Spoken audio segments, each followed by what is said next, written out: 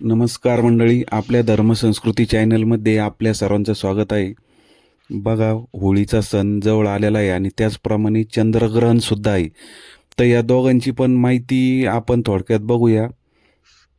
आवाज थोडा खराब आहे, थोडा ॲडजस्ट करून घ्या प्लीज. उद्याला पौर्णिमा आहे. पौर्णिमा तिथीच्या दिवशी म्हणजे अल्पकाळ सायंकाळी पौर्णिमा आहे.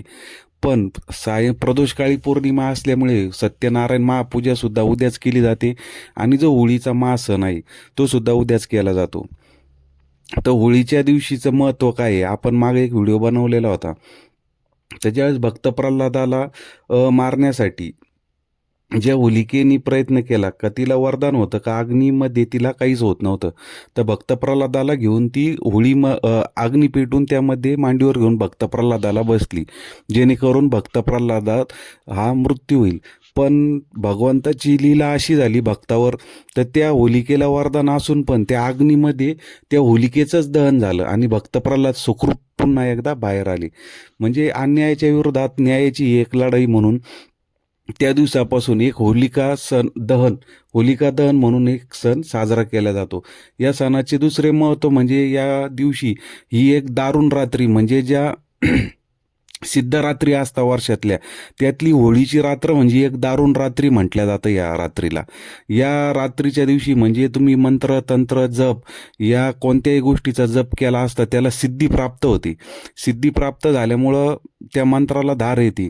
जसं आपण ग्रहणामध्ये मंत्र उजळतो तसेच होलिकेच्या रात्री विशेष म्हणजे जे मारण मंत्र असतात त्यांच्या खूप पॉवर येते त्या मंत्रांना. या दिवशी जप केला असता रात्री तुम्ही निशित काळी म्हणजे साधारण 10-11च्या पुढं जर मंत्र जपायला बसले तर पहाटेपर्यंत म्हणजे रात्रीभर तुम्ही या दिवशी भगवान महादेवांनी हे मंत्र जे किलीत केलेले आहे ते किलीत निघालेलं असतं या रात्री. तेव्हा या मंत्राचा रात्री जर तुमचे जे गुरुमंत्र असेल किंवा कोणी साधक असेल या मंत्राचा जप सर्वांनी अवश्य करायचा. त्याच्यामुळे ही मंत्रसिद्धी या रात्री होती. त्याचप्रमाणे दुसरा महत्त्वाचा विषय म्हणजे होलिकेच्या मध्ये जर आपण आपल्यावरून नारळ उतारून टाकला किंवा गुळ खोबरं त्या होलिकेमध्ये अर्पण केलं आपली मनातील इच्छा बोलून, तर त्या मनातली इच्छा पूर्ण होतात. कारण ज्या आपल्यावरील जे संकट आहे, नारळ जर आपण उतरून टाकलं तर जे संकट आहे, जी नवग्रह बाधा आहे, ही ग्रह बाधा आपली त्याद्वारे निघून जात असते. त्या म्हणजे दहन होतं. या होलिका म्हणजे एक अशुभ शक्ती, जे जसं होलिकेचं दहन झालं त्याप्रमाणे आपल्यावरील अशुभ शक्तींचं दहन या दिवशी या होलिकेमध्ये केले जाते. त्याच्यामुळे सर्वांनी आपल्या घरासमोर 5 गावऱ्या ग्रामीण भागामध्ये पेटवतात. जर कोणाला जमत नसेल, शहरी भागामध्ये मोठमोठ्या मंदिरामध्ये होलिकेचा उत्सव साजरा केला जातो. त्यामध्ये आपल्या सर्व कुटुंबांनी अवश्य सहभागी घ्या. आणि दुसऱ्या दिवशी जी होळी आहे त्या होळिकेची जी राख असते त्याची रक्षा म्हणून आपल्या जवळ सोबत ठेवा. त्याच्यामुळे तुमचं रक्षण होते. किंवा आंघोळीच्या पाण्यात टाका. जे तुमचे चर्मरोग वगैरे असतील या सर्व गोष्टी यामध्ये निघून जातात.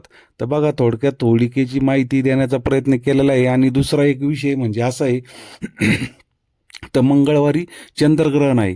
तर चंद्रग्रहण हे संध्याकाळी अल्पकाळ एक 5 ते 10 मिनटं मोक्ष काळ आहे. पण संध्याकाळचा टाईम असल्यामुळं त्याचे जे वेद आहे ते सूर्योदयापासून मंगळवारी सुरू होणार आहे.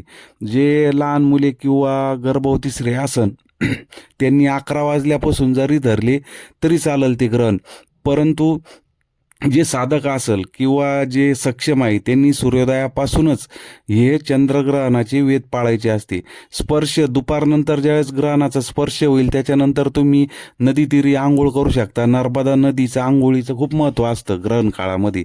आपल्याजवळ आता महाराष्ट्रात आपण कोणाला शक्य झालं तर जाऊ शकता, पण जे नर्मदा तीरी आहे किंवा जे नर्मदा तीरी नाही त्यांनी आंघोळ करताना नर्मदा मातेचं नाव तरी कमीत कमी घ्यायचं आहे. आणि स्नान झाल्यानंतर आपले मंत्र तंत्र जप किंवा जे स्तोत्र मंत्र असतील त्याची उजळणी सुरू करायची आणि हा पुण्यकालापर्यंत हा सर्व विधी करायचा आहे. त्याच्यामुळे बघा, जसं यावेळेस 2 मोठे योग आलेले आहे. होळिका आणि आदल्या दिवशी होळीच्या रात्रीसुद्धा आपण मंत्राला धार देऊ शकतो आणि दुसऱ्या दिवशी ग्रहण काळ हा पण एक उच्च पर्व काळ आहे. या दोन्ही वेळामध्ये आपण आपले मंत्र सिद्धी करू शकतो. त्याच्यामुळे येणाऱ्या वर्षातला खूप मोठा योग आहे. आत्ता उद्या आणि परवा 2 दिवस जे साधक लोक असतील त्यांनी याचा जरूर फायदा घ्यावा आणि मंत्र तंत्र सिद्धी मिळवावी. आणि सायंकाळनंतर मोक्ष काळानंतर परत एकदा आंघोळ करून ग्रहण विसर्जित झाल्यानंतर परत एकदा आंघोळ करावी. अशा प्रकारे आपण हा पुण्य काळ याचा सर्वांनी लाभ घ्यायचा आहे. घरामध्ये ग्रहण काळामध्ये तुळशीचे पत्र ठेवा, म्हणजे जेणेकरून आपल्या वस्तू काही खराब होणार नाही. तरी उद्या आणि परवा जास्तीत जास्त मंत्रसिद्धी तसेच होलिकेचे सर्वांना शुभेच्छा देऊन हा व्हिडिओ इथंच थांबवतो. धन्यवाद.